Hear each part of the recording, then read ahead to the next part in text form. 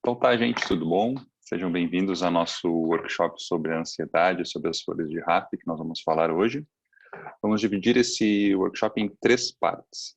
Primeira parte a gente vai falar sobre a ansiedade, como ela funciona, algumas características, algumas particularidades que ela possui. Depois, em seguida, nós vamos falar sobre consequências físicas, consequências energéticas, e depois nós vamos falar especificamente sobre as flores de Raff, sobre a terapia floral, nas questões de ansiedade. Então, aqui tem uma pequena introdução do nosso webinário. Sejam todos muito bem-vindos. Agradeço muito a presença de vocês hoje. Falar um pouquinho sobre a minha formação, quem é o Rafael Viana, né? Eu me formei em graduação, tive graduação em fisioterapia no ano de 2004.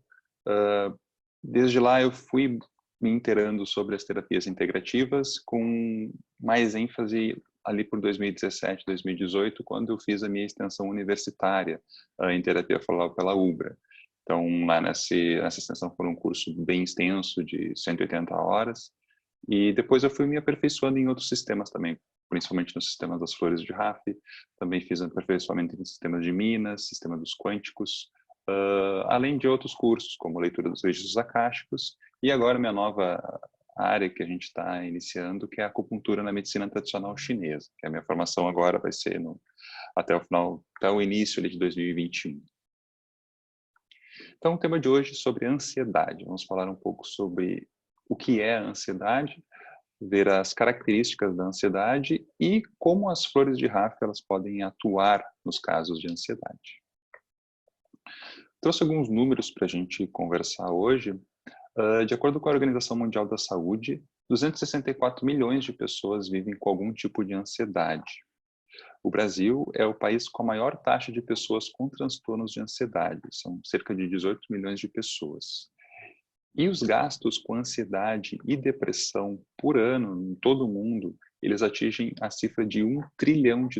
É uma cifra bem expressiva, os gastos de saúde com ansiedade e com depressão, porque a Organização Mundial da Saúde ela não separou ansiedade e depressão, eles não tinham esse gasto separados, eles unificaram, e eles estimaram que esse gasto atualmente seria de US$ 1 trilhão ao ano. O que é a ansiedade? A ansiedade ela não tem uma definição absoluta. Ela é popularmente conhecida como uma angústia, uma aflição, uma perturbação, um aperto no peito. A psiquiatria, segundo aqueles autores que eu citei ali, ela pode ser considerada como um sentimento vago e desagradável de medo e apreensão, que se caracteriza por uma tensão ou desconforto, originado da antecipação do perigo de algo desconhecido ou estranho.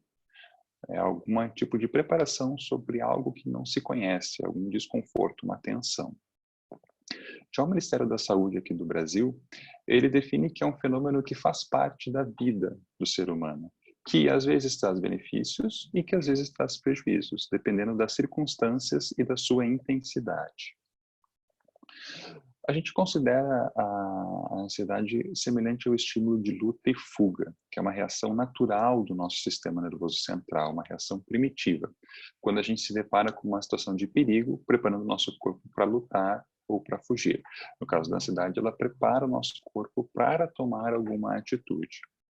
O nosso cérebro ele ativa o sistema hormonal e ele vai liberar os hormônios necessários para essa situação que a gente está se preparando. O nosso sistema imunológico e todos os nossos sistemas do corpo, eles reagem de acordo com as informações que são passadas pelo nosso sistema nervoso central, aumentando ou diminuindo a sua atividade.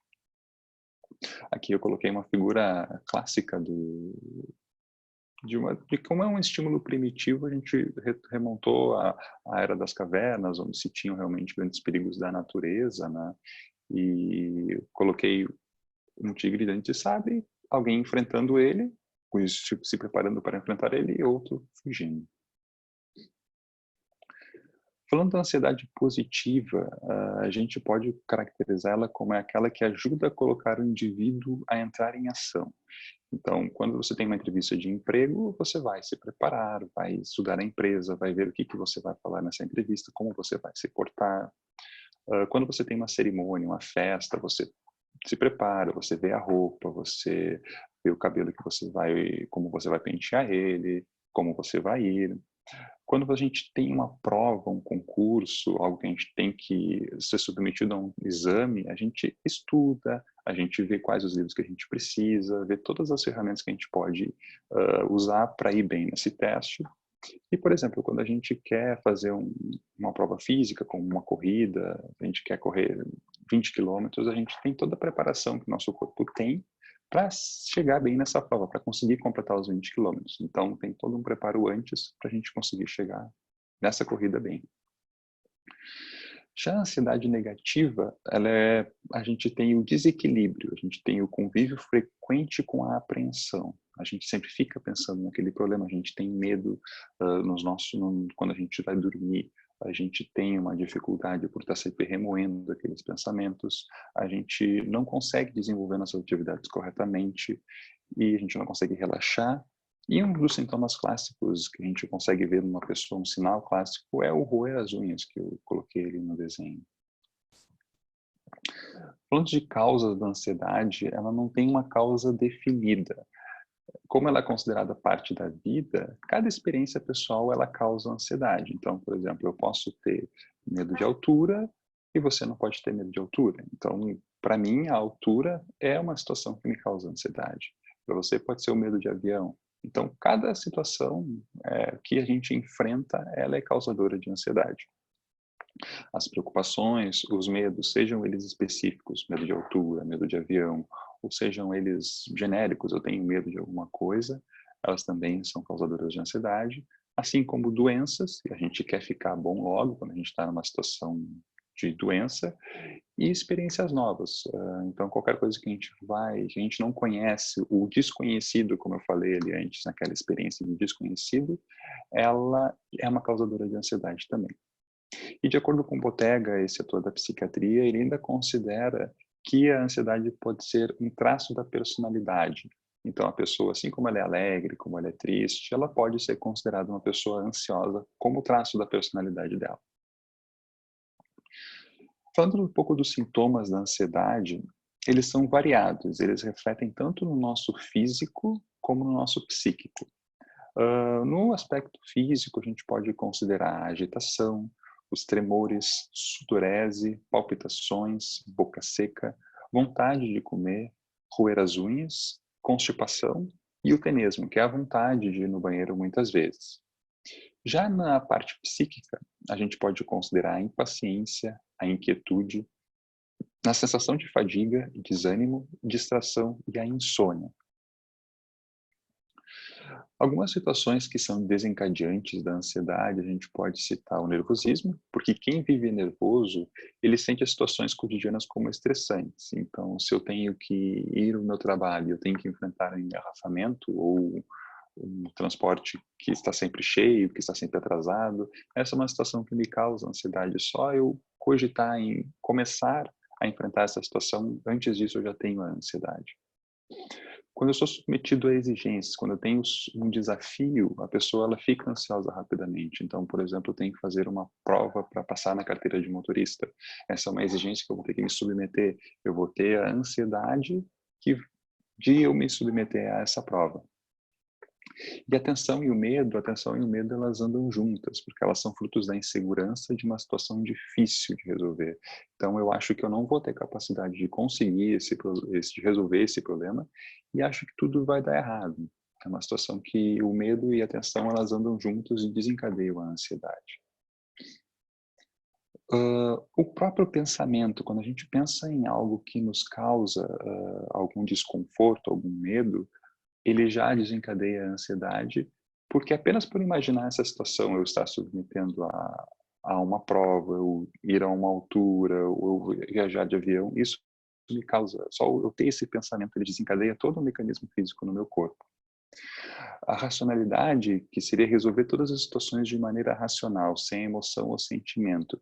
Isso seria colocar apenas o foco no problema. Eu estou somente focando nesse problema e não consigo abrir e expandir o meu pensamento. Quando eu estou mente só com o foco ali, eu não vejo as alternativas que tem do meu lado. Eu acabo só racionalizando o problema e não vejo que a solução pode estar muito mais perto. A pressa também ela é muito um sintoma da ansiedade, é uma situação que desencadeia a ansiedade, porque ela é uma mistura do medo e mais a insegurança. A gente quer resolver os problemas e se livrar desse problema de uma maneira rápida e fácil, e a gente acaba trocando os pés pelas mãos. É o medo que a gente tem dessa situação e a insegurança por achar que não tem a capacidade de resolver essa situação. Também um aspecto muito importante da ansiedade é a sua relação com o tempo. A pessoa com ansiedade, ela não consegue estar nem ter o foco no momento presente. Ela está sempre pensando em algum outro momento. O tempo, ele só nos faz sofrer quando a gente se deixa levar por ele, quando a gente vira escravo do tempo e a gente está sempre vivendo ao redor do relógio, vivendo pelo relógio. E a gente pode considerar a ansiedade com relação ao tempo como excessos de passado, de presente e de futuro. No excesso de passado, a pessoa ela se tortura pelo que passou, ela se arrepende pelo que deixou de fazer e ela usa aquilo que passou, a nostalgia, como um guia para as coisas que ela faz hoje. Então, ela sempre é aquela pessoa que está pensando, se eu tivesse aceito aquele emprego, se eu tivesse saído daquele emprego, se eu tivesse ficado naquele relacionamento, se eu tivesse terminado aquele relacionamento. Então, ela sempre tem ela coloca que o dia de hoje está acontecendo por causa das escolhas que ela fez no passado. Sempre usa aquele passado como um guia para o presente. Já o excesso de presente é quando a gente acha que tem que fazer o máximo, aproveitar cada instante, cada minuto, cada segundo como se fosse o último momento. Nós temos que fazer tudo que está disponível à nossa volta, ver as lives, fazer os cursos que estão disponíveis, fazer tudo o que está acontecendo, porque se a gente não fizer, a gente vai estar assistindo por fora, a gente vai estar perdendo alguma coisa. E o excesso de futuro, que seria se preocupar em excesso com o amanhã, com o que deve ser feito. Esperar sempre pela manhã, momento certo, depois eu faço. Eu estou sempre projetando as coisas lá na frente, então eu não vivo o presente, eu não vivo as minhas escolhas que eu fiz agora, pensando só nos meus projetos de futuro. E isso é uma questão que desencadeia muito a ansiedade atualmente também. E duas coisas que eu queria trazer para vocês sobre a ansiedade, mais na questão atual do mundo que nós estamos vivendo. Existe uma síndrome duas síndromes que são relativamente recentes, tá? A primeira delas é a FOMO, que é Fear of Missing Out, que é o medo de ficar por fora nas redes sociais. Como a gente tem muita rede social, a gente tem WhatsApp, a gente tem Facebook, Instagram, Twitter, Pinterest, enfim, são muitas redes sociais que a gente se submete, que a gente entra, né? E a gente quer ver o que está acontecendo a todo momento. A gente tem medo de que as outras pessoas tenham boas experiências que a gente não está tendo.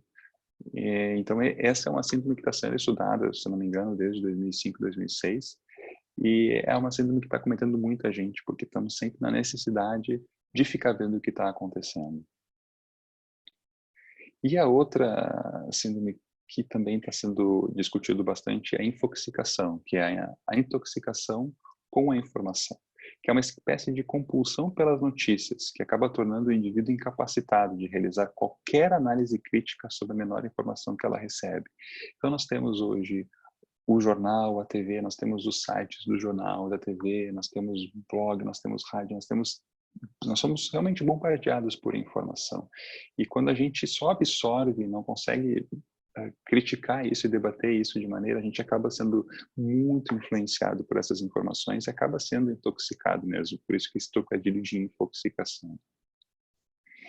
E aqui tem um exemplo, foi só procurar por Covid-19 no Google e eu achei diversas manchetes. E essas diversas manchetes, elas refletem como a gente pode ficar ansioso, como a gente pode ficar com medo e realmente bem influenciado pelas notícias. Então, fake news, como será a economia, a quantidade de mortes, os casos confirmados, e até a questão de ficar acompanhando ao vivo as últimas notícias, isso é uma questão que realmente nos aflige bastante, tá?